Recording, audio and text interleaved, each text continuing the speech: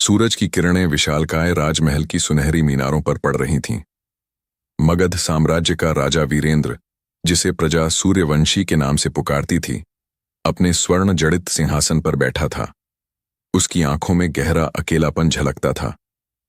40 बसंत देख चुके राजा वीरेंद्र के पास धन, दौलत, वैभव और शक्ति की कोई कमी नहीं थी। मगध का साम्राज्य दूर दूर तक फैला था और उसकी सेना अजेय मानी जाती थी। फिर भी राजा का हृदय अधूरा था। उनकी 2 रानियां, रानी सौम्या और रानी कावेरी, उनके जीवन का हिस्सा थीं, पर संतान का सुख उन्हें नसीब नहीं हुआ था। रानी सौम्या, जो राजा की पहली पत्नी थीं, अपनी सुंदरता और बुद्धिमत्ता के लिए जानी जाती थीं। उनकी आंखों में सदा एक शांत गहराई रहती थी, पर संतान न होने का दुख उन्हें भीतर ही भीतर खाए जा रहा था। रानी कावेरी, दूसरी पत्नी, तेज तर्रार और महत्वाकांक्षी थीं। वे राजा को खुश रखने के लिए हर संभव प्रयास करती थीं, पर उनकी गोद भी सूनी थी। राजमहल में हंसी खुशी का माहौल था, पर यह सतही था। हर कोई जानता था कि राजा का मन संतान की चाह में व्याकुल था। एक दिन राजा वीरेंद्र ने अपने दरबार में घोषणा की, मैं अपने वंश को आगे बढ़ाने के लिए तीसरी शादी करने का निर्णय ले चुका हूं। मेरा साम्राज्य बिना उत्तराधिकारी के अधूरा है। दरबार में सन्नाटा छा गया। रानी सौम्या ने चुपचाप सिर झुका लिया, जबकि रानी कावेरी की भौहें तन गईं। दरबारियों में खुसर पुसर शुरू हो गई। कुछ ही दिनों बाद राजा के विश्वस्त सलाहकार महामंत्री युधिष्ठिर ने एक प्रस्ताव रखा। महाराज, गंगा के तट पर बसे एक छोटे से गांव में एक गरीब कन्या रहती है। उसका नाम मालती है। वह साधारण परिवार से है, पर उसकी सुंदरता और सौम्य स्वभाव की चर्चा दूर दूर तक है। लोग कहते हैं कि वह संतान सुख देने में समर्थ है। राजा ने इस प्रस्ताव पर विचार किया। उनकी दोनों रानियों ने विरोध नहीं किया, क्योंकि वे जानती थीं कि राजा का निर्णय अंतिम होगा। मालती को राजमहल में लाया गया। वह सचमुच सुंदर थी। उसकी बड़ी बड़ी आंखें, लंबे काले बाल और सौम्य मुस्कान ने राजा का मन मोह लिया। मालती का भाई कालू भी उसके साथ राजमहल आया। कालू एक चतुर और कुटिल व्यक्ति था। वह अपनी बहन के माध्यम से राजमहल में अपनी जगह बनाना चाहता था। मालती ने राजा से कहा, महाराज, मैं आपकी पत्नी बनने को तैयार हूं, पर मेरी एक शर्त है। मेरे परिवार की परंपरा है कि यदि मुझे संतान हो तो बच्चे को 14 वर्ष तक एकांत में रखा जाता है। इस दौरान कोई भी उसका चेहरा नहीं देख सकता, न आप न मैं। राजा को यह शर्त अजीब लगी, पर मालती की मासूमियत और उसकी बातों में विश्वास ने उन्हें सहमत कर दिया। ठीक है मालती, मैं तुम्हारी शर्त मानता हूं। यदि तुम मुझे संतान सुख दे सको तो मैं हर शर्त मानने को तैयार हूं। कुछ महीनों बाद राजा और मालती की शादी धूमधाम से संपन्न हुई। मालती को तीसरी रानी का दर्जा मिला। रानी सौम्या और कावेरी ने उसे स्वीकार किया, पर उनके मन में जलन की आग सुलग रही थी। कालू को राजमहल में एक छोटा सा पद मिला और वह धीरे धीरे राजा के विश्वास जीतने लगा। लेकिन कोई नहीं जानता था कि मालती और कालू मिलकर एक गहरी साजिश रच रहे थे। मालती की सुंदरता और सौम्य व्यवहार ने राजा को पूरी तरह बांध लिया था। वह उनके साथ समय बिताने में खोए रहते। रानी सौम्या और कावेरी को यह सब देखकर अच्छा नहीं लगता था, पर वे चुप रहीं।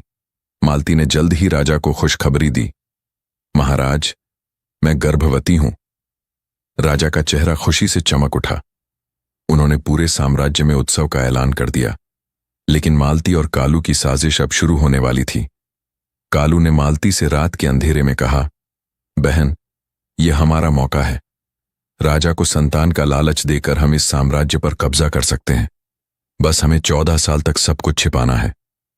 मालती ने सिर हिलाया, पर उसका मन कांप रहा था।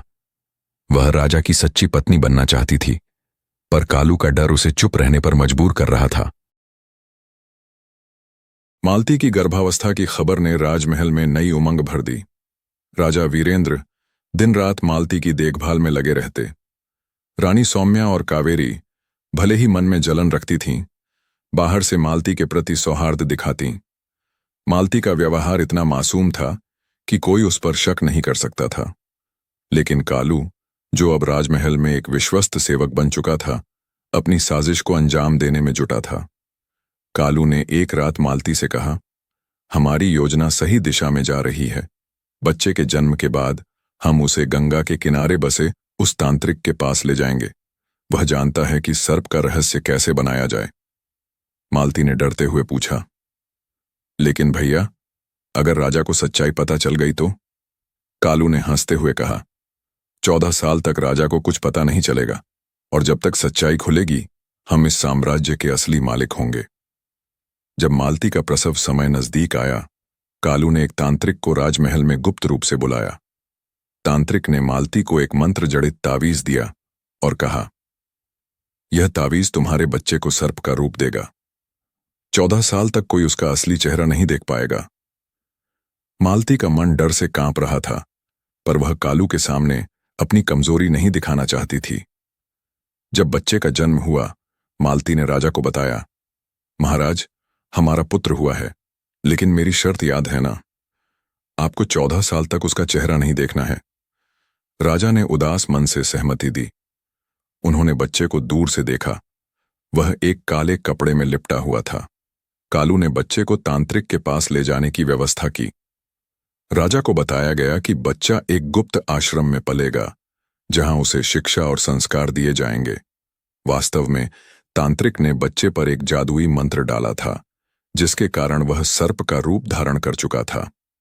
कालू और तांत्रिक ने बच्चे को गंगा के किनारे एक गुफा में छिपा दिया, जहां एक साधु उसकी देखभाल करता था।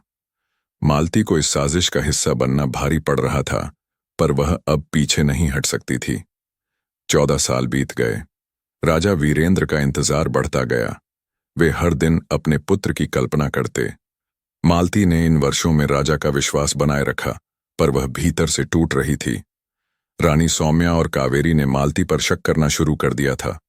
एक दिन रानी कावेरी ने मालती से पूछा, तुम्हारा बेटा कहाँ है? 14 साल हो गए और हमें उसकी कोई खबर नहीं। मालती ने घबराते हुए जवाब दिया, वह आश्रम में सुरक्षित है, जल्द ही आप सब उससे मिलेंगे। कालू इन वर्षों में राजमहल का एक प्रभावशाली व्यक्ति बन चुका था। उसने राजा के खजाने पर नियंत्रण हासिल कर लिया था और धीरे धीरे अपनी सेना तैयार कर रहा था। उसका सपना था कि 14 साल बाद जब सर्प का रहस्य खुलेगा, वह राजा को अपदस्थ कर देगा। 14 साल का लंबा इंतजार खत्म हुआ। राजा वीरेंद्र का उत्साह चरम पर था। उन्होंने मालती से कहा, आज मैं अपने पुत्र से मिलूंगा, उसे राजमहल लाओ। मालती ने डरते हुए कालू को संदेश भेजा। कालू ने तांत्रिक के साथ मिलकर सर्प को राजमहल लाने की योजना बनाई। जब वह दिन आया, राजमहल में उत्सव का माहौल था। प्रजा अपने भावी राजकुमार को देखने के लिए उत्साहित थी। राजा, रानी सौम्या और रानी कावेरी सिंहासन कक्ष में बैठे थे। कालू ने एक बड़े सुनहरे पिंजरे में सर्प को लाया। जब पिंजरा खोला गया, राजा ने एक विशालकाय काला सर्प देखा। उसकी आंखें लाल थीं और उसका फन भयानक था। राजा स्तब्ध रह गए। यह क्या है? उन्होंने गुस्से में चिल्लाकर पूछा। मालती ने रोते हुए कहा, महाराज, यही हमारा पुत्र है। मेरे परिवार की परंपरा के कारण वह इस रूप में है। राजा का गुस्सा और दुख फट पड़ा। तुमने मुझे धोखा दिया, मालती। उन्होंने तलवार निकाली और कालू की ओर बढ़े। तभी सर्प ने फुफकारना शुरू किया और उसकी आंखों में एक मानवीय भाव दिखाई दिया। रानी सौम्या, जो हमेशा शांत रहती थीं, ने राजा को रोका। महाराज, कुछ तो रहस्य है, हमें सच्चाई जाननी होगी। रानी कावेरी ने भी सुझाव दिया कि तांत्रिक को बुलाया जाए। कालू घबरा गया, पर अब उसके पास कोई रास्ता नहीं था। तांत्रिक को राजमहल लाया गया। रानी सौम्या की बुद्धिमता और कावेरी की चतुराई ने तांत्रिक को सच्चाई उगलने पर मजबूर कर दिया। तांत्रिक ने बताया, यह सर्प आपका पुत्र है, पर कालू और मालती ने मुझे इसे सर्प का रूप देने के लिए मजबूर किया। असल में आपका पुत्र जीवित है और गंगा के किनारे एक आश्रम में है। राजा ने तुरंत अपनी सेना को आदेश दिया कि आश्रम से उनके पुत्र को लाया जाए। जब राजकुमार को राजमहल लाया गया, वह एक सुंदर, तेजस्वी युवक था। उसका नाम वीरभद्र रखा गया। मालती ने रोते हुए राजा से माफी मांगी और सारी साजिश कबूल की। कालू को बंदी बना लिया गया और तांत्रिक को भी सजा दी गई। राजा ने मालती को माफ कर दिया, पर उसे राजमहल से निर्वासित कर दिया। अंत में राजा वीरेंद्र ने अपने पुत्र वीरभद्र को गले लगाया। मगध साम्राज्य में फिर से खुशी लौट आई। रानी सौम्या और कावेरी ने भी वीरभद्र को अपने पुत्र की तरह स्वीकार किया। कहानी का अंत एक नए युग की शुरुआत के साथ हुआ, जहां सच्चाई और प्रेम ने धोखे को परास्त किया। वीडियो अच्छी लगे तो चैनल को सब्सक्राइब करें, लाइक करें, कमेंट करें। धन्यवाद।